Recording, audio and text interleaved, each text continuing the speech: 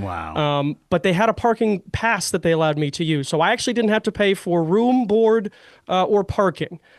Just $22 a beer and $7 for a bottle of water at the draft itself. Wow. Yeah.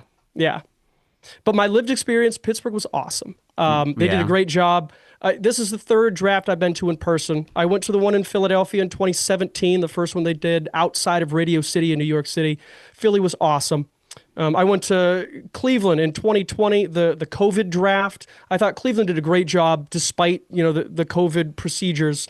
Pittsburgh, it gets better every year. Pittsburgh, I think, was the best for the casual fan. All the things going on around the draft itself, there's just more and more every year. If I had one complaint about Pittsburgh, it was that it was the only one that I've been to that the stage wasn't at the end of the street. They did it up against the stadium, which is cool, but there's that stage AE sort of as a backdrop. So I got there 3 hours before the draft opened at 8 p.m. Thursday, and at 5 p.m., it was completely packed. Wow. So we walked around to the stadium. The stadium was completely packed. So we were on the side field. I want to say it was sort of like the southwest corner, sort of where the rivers come together. Watched it on a TV right next to the stage. Night 2, night 3 were there for the whole thing, but it was awesome. Pittsburgh was a great host city. Clean, lots of security, not a whole lot of shenanigans, no complaints. Getting in town was eerily easy. And same thing with getting out. I think there were a lot of people in Pittsburgh who said, hey, this is going to be nuts. We're getting out of town. Parking for me was not an issue, but I think Pittsburgh did a really, really nice job. What's the point? Okay. This is coming from a guy that, I just don't, I'm a sports fan, but I haven't gotten to that next level or like the seventh level like you've gone to, right? Yeah. But I call people like me draft sickos. We're football sickos. Sickos, okay. What is the point of making it such a big deal, the draft? I mean, to the point that it was gathering 700,000 people in the aggregate over that weekend. I mean, that just astounds me. I heard 805, but the figures are all over the place. What makes it so special? I think the NFL is just such a spectacle, and there's 17 weeks plus playoffs, and that's it. So I feel like, we're talking football in May now, Joel. People love football. It is the king of sports, and we are kind of in a dead zone right now. Hockey playoffs are going on. Baseball's starting, but it's still early. They're really making a lot of hay about the basketball playoffs, and I'm like, come on. It's just the first round. Half of these guys are not even going to play past this weekend, right. Yeah, basketball players are awesome. Playoff hockey is, up there with among the best live sport action there is, but the NFL is king. And for 3 days, Mel Kiper comes out of hiding, and the entire sports world turns their eyes to the NFL draft. I think it's just an awesome thing. They do a great job with it. All right, so before we take the break, we've got to take our look at the number 1 draft pick for Fernando Mendoza of Indiana University. First off, I want to know, when's the last time an IU player got drafted in the first round? Oh, got drafted in the first round? I don't know if there were any. No, certainly not in my lifetime. Wow. That would be okay. I'm gonna have to chat GPT that during the break. Right. So Mendoza, great pick. Heard about him at the beginning of last season as a transfer from Cal, where he started for 2 years. What I really like about Mendoza is not just the way he played last year, the poise under pressure, the accuracy, the ability to move the pocket with his feet, extend plays. I like the situation that he's going into, and I might be in the minority, but he's going into a place where they signed Kirk Cousins. So he's not going to have to come in and have the pressure of playing week 1, snap 1, quarter 1 right away. He's going to get a chance to learn a little bit. I look at the NFL as like learning a different language.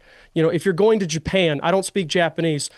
Who do you want to go with who's going to take you around Japan? A guy who's, learned the language for 3 months, or a guy who's, been in the league for 12 years, who's spoken the language for 12 years.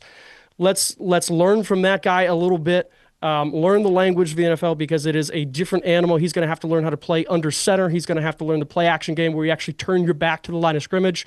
But I think the draft is all about projection, and he has one of the highest projections I've seen in quite some time.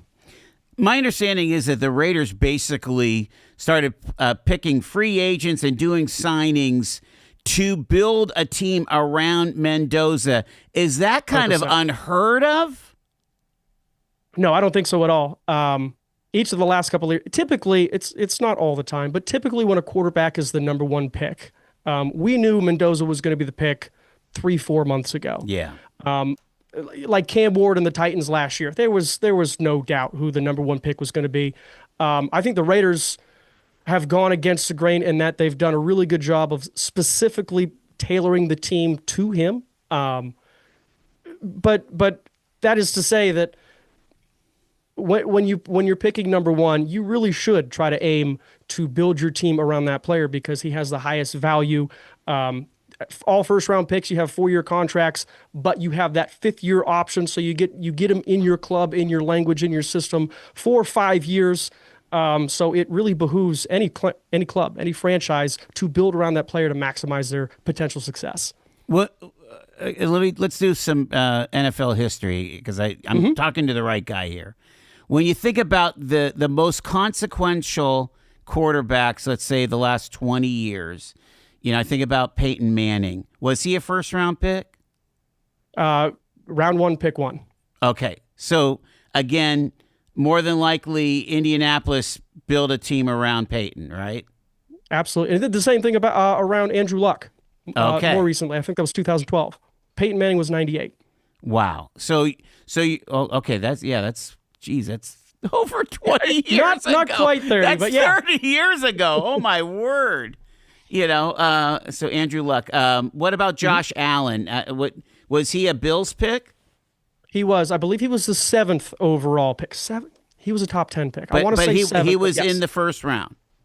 And he was in, I want to say, what was that? Was that the 16 draft, 17 draft? There were 5 quarterbacks taken in the first round of that draft. He wasn't even the first quarterback taken in that draft. That was the Baker Mayfield draft. Okay. That was Lamar Jackson, Josh Rosen, and I'm missing at least one. What year was that again? I want to say 16. Seriously, 16 or 17. Yeah. Almost 10 years. So this is what they do. Is absolutely that they build these teams.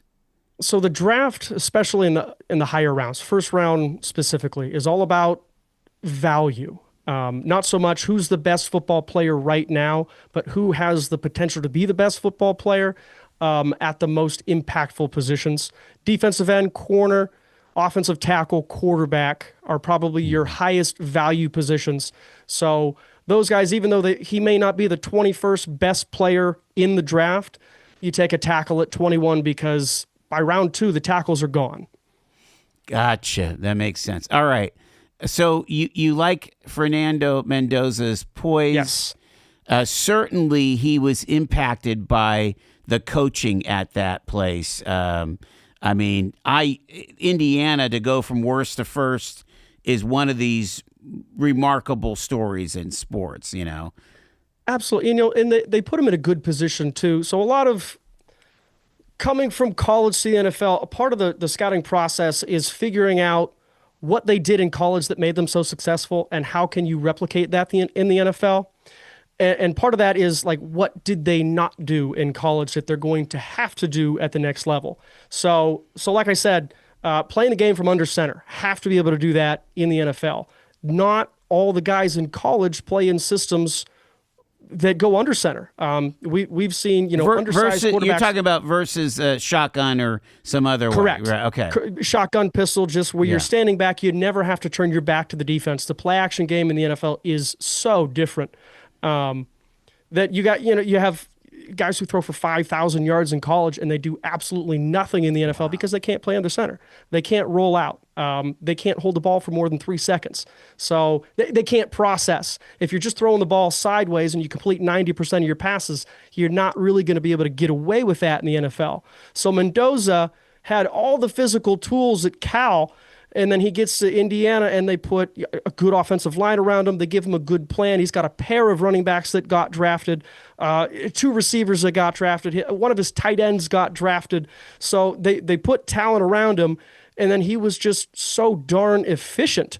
He made so few mistakes. And then he has all the things that you can't coach. He's 6'5", he's 235 pounds. He runs like a deer at that size. Yeah. Bill Parcells calls it the planet theory. God only makes so many people on the planet with those abilities, and those are the guys that go high.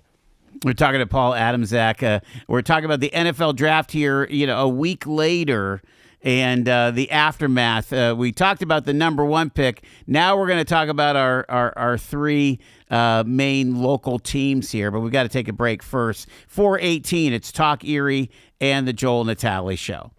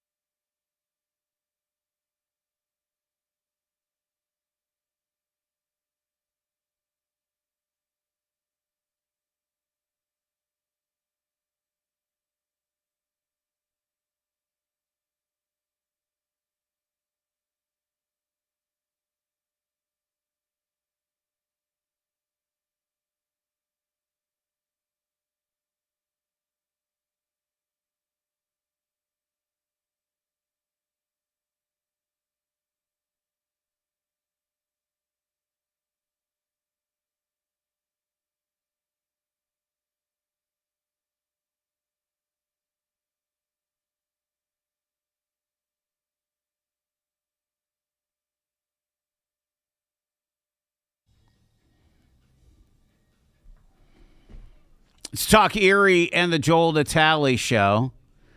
We're getting in touch with our draft strategery with the guy that knows everything about it, Paul Adamczak from the draft. Tell us a little bit about now that you've had the draft. Yeah. What are you doing with this podcast? He's like, oh, we'll see you. We'll see you next January. That's about right. I actually started a little bit earlier than I did last year. I think I did 14 episodes last year. I did 15 this year, and I started exactly 100 days before the draft. So I'll spend, the rest of this spring and early part of the summer. I coach track and field, so we got about a couple of weeks left of that. I'll spend the summer doing just my normal thing. A lot of yard work. I spend the fall doing the hard work, watching football from my couch, most days of the week, because I think it's on every night of the week anymore. Right. and then I'll start looking at the draft stuff, usually late December when the Dolphins are statistically eliminated. And then in early to mid-January, I get into the actual, draft slotting. Who's going to be, who's worth it, who's going to go where. When you're looking for numbers to come in. The combine is in the middle of February, and just kind of following the timeline from there. I mean, are there people at the NFL at each team level that are all about the college game? Because again, they're so preoccupied in getting the W every Sunday or whatever day it is. Yeah. But they have a whole cohort just looking at college games, I guess. Yeah, they have an entire college scouting department, and they have different levels of scouts. Area scouts live in different parts of the country and just follow, if you have an SEC scout, you have a Big Ten scout. Okay. You might have a Northeast scout who's going to kind of go through all the small schools in the Northeast. You also have some, home-based scouts who are going to, their office is at the stadium or, the headquarters, and then they kind of travel throughout the country to the big games or that sort of thing. But yeah, they have guys who are year-round just looking at players and projecting for the future. Amazing. All right. I can tell you, the Dolphins spent $5 million this past year just on scouting. Did they really? Wow. Yep.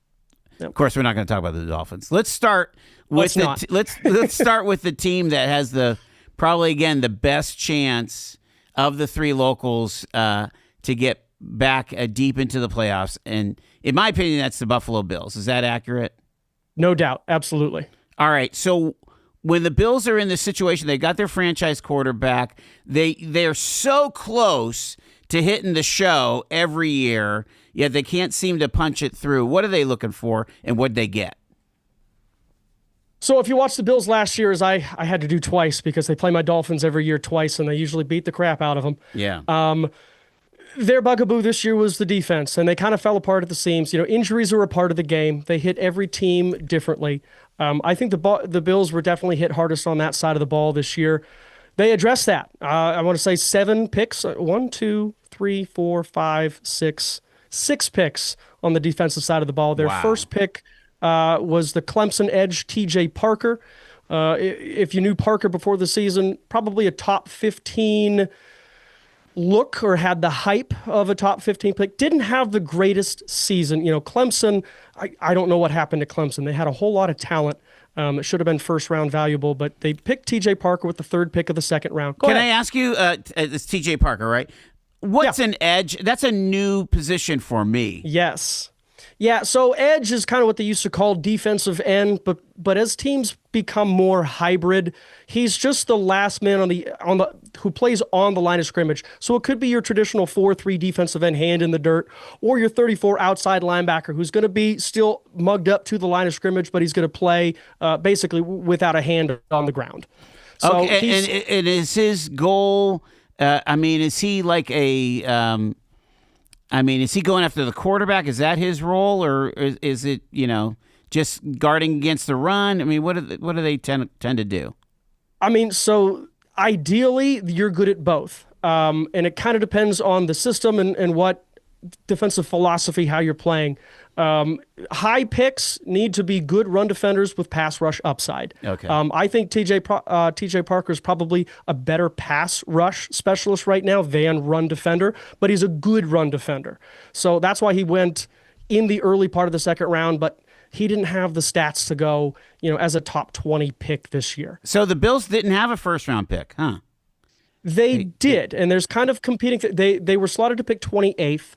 And there's competing theories. The Browns picked Casey Concepcion 24th, and the Dolphins jumped them to pick Chris Johnson 27th. And I've read stories that those were the 2 guys that the Bills were after in the 1st round. So instead of staying at 28 and maybe picking Parker there, they were able to trade back, get some future capital, and then maybe get their guy at 35th overall. Okay. That's that's the other part of this, is the whole horse trading of slots. Yes.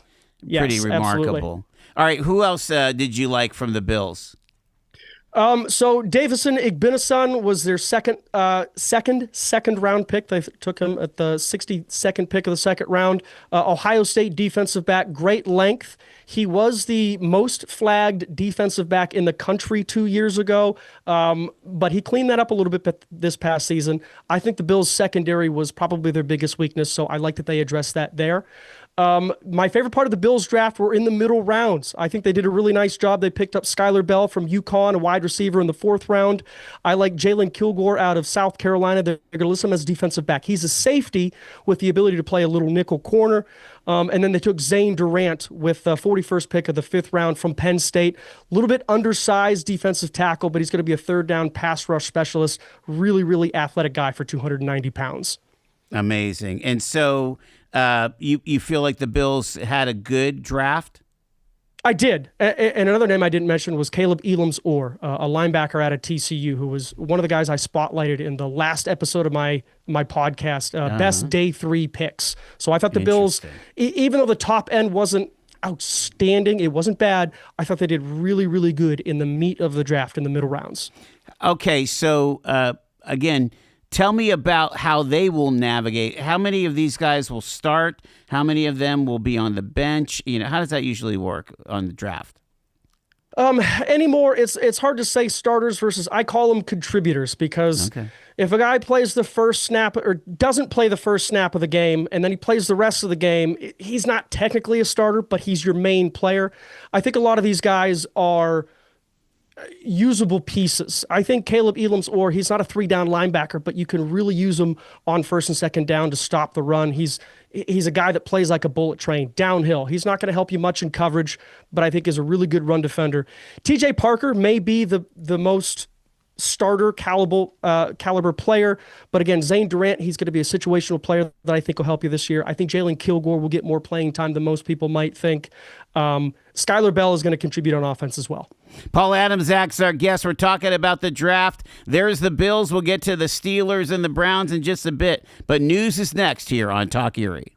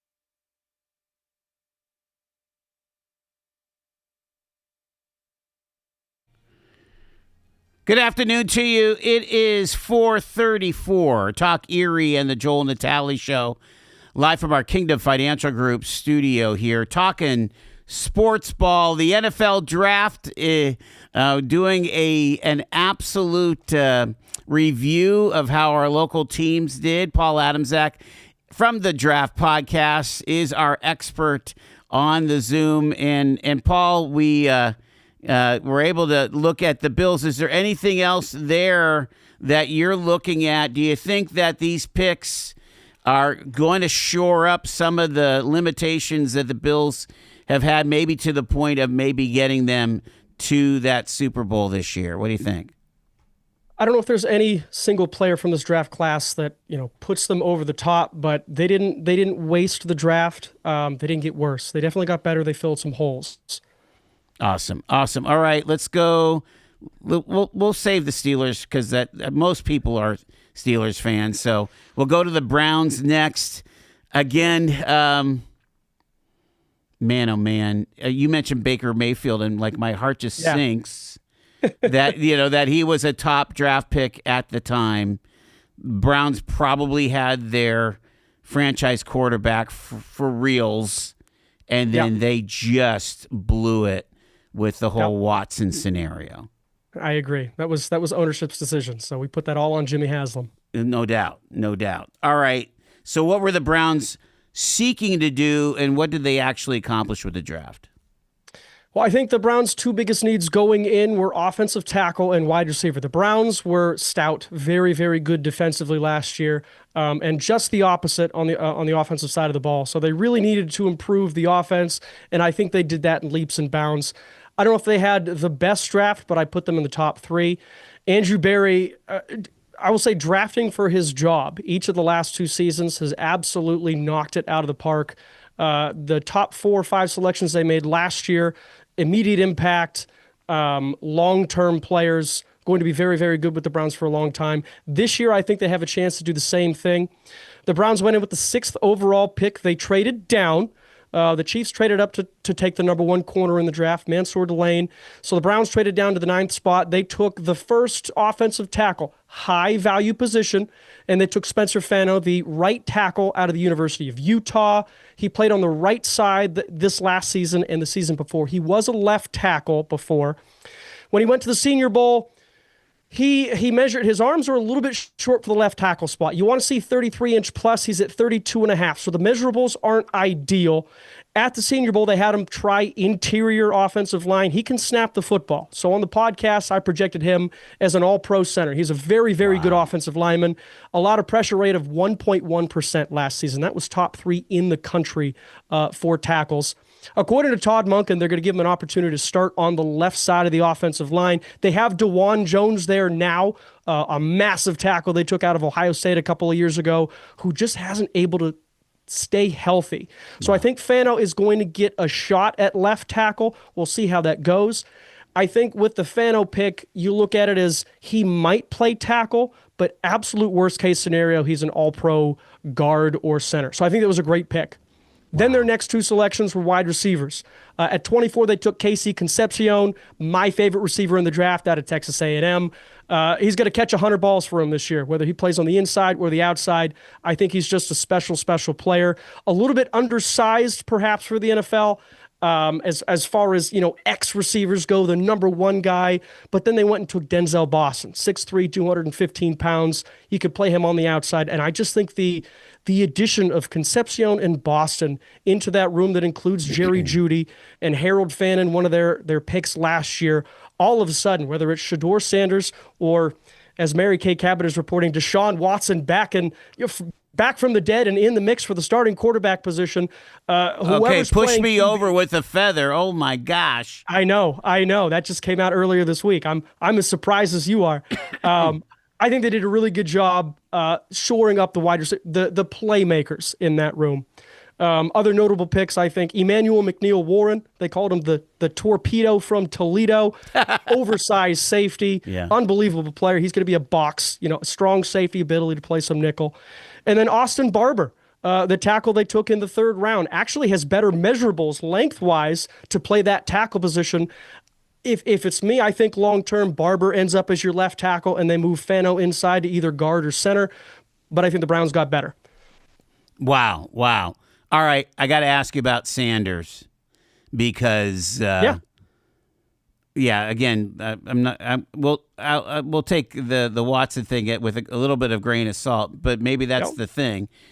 I mean, can Sanders develop into this long-term role? What do you think? Especially giving, if he's got some people to throw to, like a couple really good receivers, right?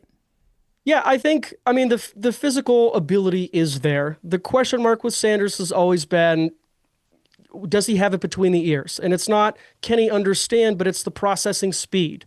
Can he see it eventually? Yes. Can he see it and process everything, all the information coming at you in 2.5 to 3 seconds? I don't know the answer to that question yet. I do know Todd Monken likes a more athletic, mobile quarterback. That's what he's had his most success with. And Deshaun Watson is much more of that than Sanders. Sanders isn't a statue, but he's not going to run, 400 or 500 years for you either at the quarterback position. He's sort of your classic play it from the pocket style QB. So I don't know if he fits Monken as much as the Shador Hive wants him to. But I definitely think he's going to get a chance to compete all summer long. It's early. It's May 1st. I don't think the Cabot report on the last week of April is determinative for week 1. But I do look at him as, if he doesn't start, I do think he has trade value for the Browns, and he could play elsewhere. All right. Wow. All right. Let's go to the Steelers. I mean, again, Mike Tomlin not at the helm.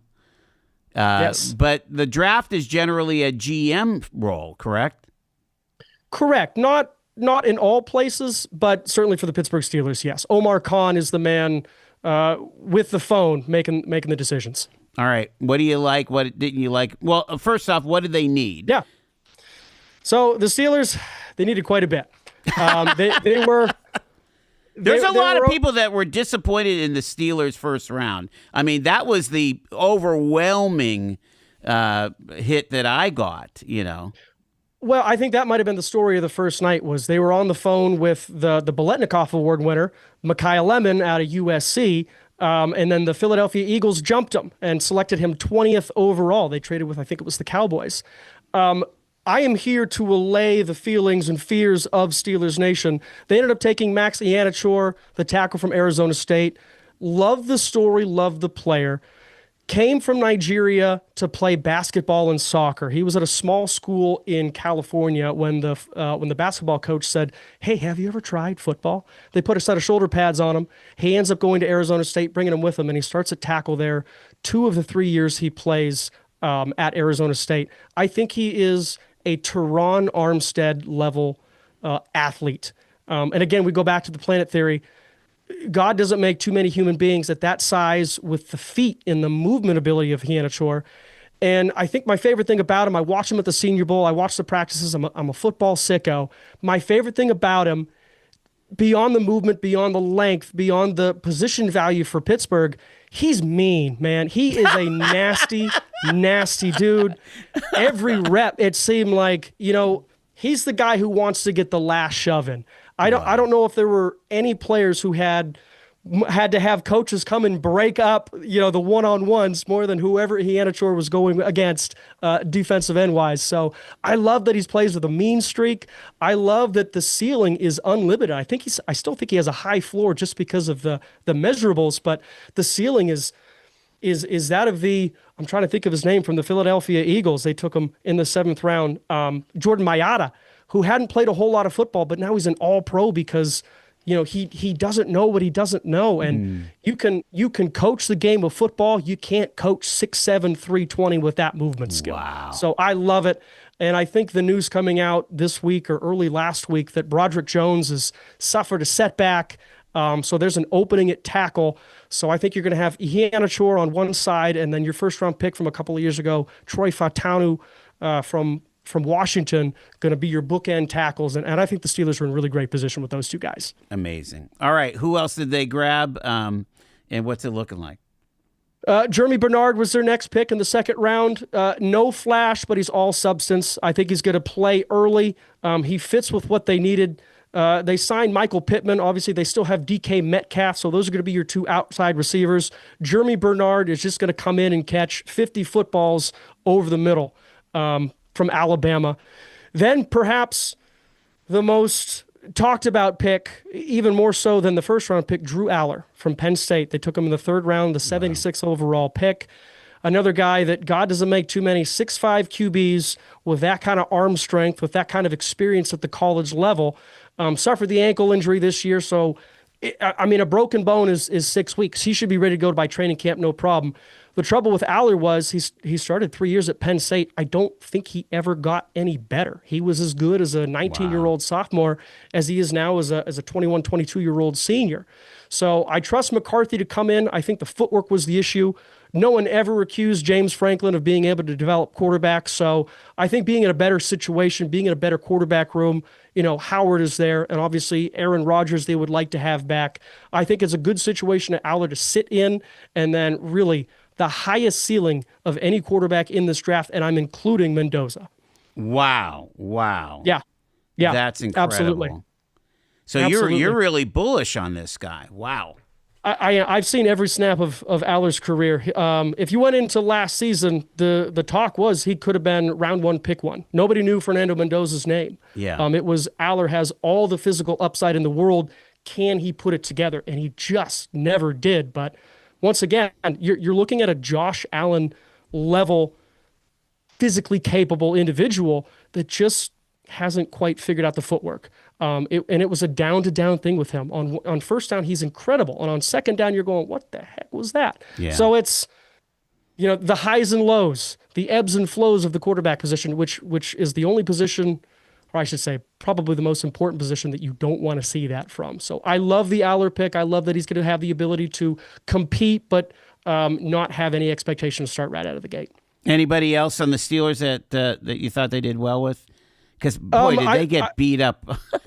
I'm looking at the USA Today. After that Friday night, they just creamed him, or Thursday night, whatever it was. Yeah.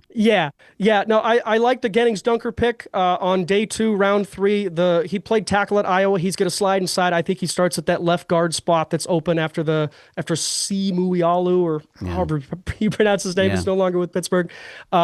They also drafted the wide receiver from Iowa, Caden Wetjen, 2-time Big Ten Special Teams Player of the Year. They lost both their returners, so I think he's going to be able to contribute early. And then Eli Heidenreich, their last pick in the 7th round out of Navy. He went to Mount Lebanon High School, played for the legendary Bob Palko. He is the all-time leading receiver at Navy. Loved the workout. A guy I compared to Christian McCaffrey in terms of just workout numbers, raw workout numbers. I don't know what his position is going to be, whether they're going to play him at running back, H-back, slot receiver. He's not going to be a right-away contributor, but I love it as a long-term project. All righty, let's give the grades. Starting with the Bills. What kind of draft did they have? A to F. A to F. People hate when you give Bs, but I'm going to give them a B minus, slightly above average. They didn't have a first round pick, and like we said, they didn't draft that guy who you go, that's who they need him to get over the top. Yeah. They didn't get worse. They didn't have any picks where I said, what the heck are they doing there? Yeah. I thought TJ Parker in the early second was great value, but I don't think he's a player that puts them over the top. I'll give him a B minus. How about the Browns? What do you think? Of the 3 area teams, I thought the Browns had the best draft. I would give them a solid A. Those first 4 picks, plus you're going to get some contributors in the back end. The Taylon Green pick, which we didn't even talk about, maybe the best athlete in the draft, who's going to be like a practice squad guy for them. They're going to have 4 years to work with.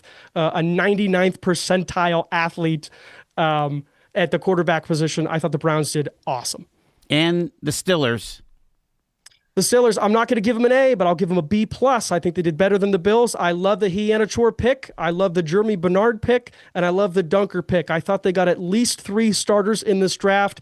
Could be an A+, depending on how Aller turns out. All right, so when we look forward to February of 2027, and it's the Dolphins and...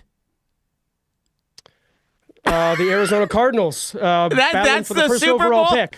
No, battling for the first overall pick. Oh, for the pick. I meant for the Super Bowl. Oh.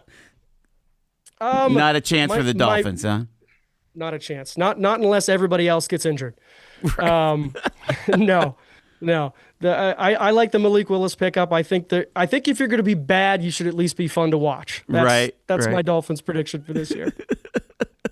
Yeah. So I mean, what again, we have all summer, and we've got spring, we've got camps and everything. But I mean, are the big guys just getting bigger and better? I mean, we've had some repetitive folks in the Super Bowl here, with the Eagles and stuff. Yeah, I mean, the Eagles are good because when you win the line of scrimmage, when you dominate along the trenches, both sides of the line of scrimmage, you're going to have a chance every year. I think the quarterback is the weakness on that team, and I think they're on their 5th offensive coordinator in 5 years. Wow. So that's not ideal. Mm-hmm. I think the Bills are going to be there. But again, first-time head coach in Joe Brady, who I think is an offensive genius. Can he be a leader of men? What is that defense going to look like now that McDermott's out of town? I think Cleveland's going to be competitive. I think Monken is a really, really good offensive mind. I think losing Jim, the defensive coordinator, whose name is escaping me right now, is going to hurt them, but the defense is so stacked over there. I think the Browns are going to be competitive. I couldn't tell you who's going to play quarterback yet, but I think they're going to be much, much better on the offensive side of the ball. And the Steelers, I think, are going to be good as well. I don't know who's going to play quarterback. I think their best chances if Aaron Rodgers comes back for his age 41, age 42 season. I don't think Howard's the guy. I think Aller's going to be your backup quarterback this year. But they should be competitive. The Ravens team is going to take a step down. I think there's a path that the Steelers actually win the AFC North. So we take a month off of football and then we'll pick things up in June. What do you say? I was going to say, I think we're 2 weeks, maybe 3 weeks away from voluntary mini camps. Rookie mini camps are coming up in 2 weeks, and then everybody's back in the building by the end of May. So football season never ends. There's always something going on behind the scenes. And certainly not for Paul Adamczak. Again, from the Draft Podcast, our good friend Paul Adamczak. Thank you so much. Thank you so much. Can I make one shout out that I didn't ask you before the show? I wanted to shout out one of my Girard athletes, Morgan Kaufman. Broke a 43-year-old school record in the triple jump earlier this week, and I just wanted to congratulate her. I think it was an unbelievable feat. She's an A+ athlete and an A++ person. Yeah, let's not forget that those runners, those track and field participants, they love running. Running is not the punishment when you do something wrong on the field. Running is what they live for. That's a lie. None of them like running. They're all just competitors. They like to win. Exactly. Thank you, Paul. Appreciate it very much. Thank you, Joel. Man. Good to see you, man. You got it. All righty. We're straight ahead. More on Talk Erie and the Joel Natale Show as we move along on a fun Friday.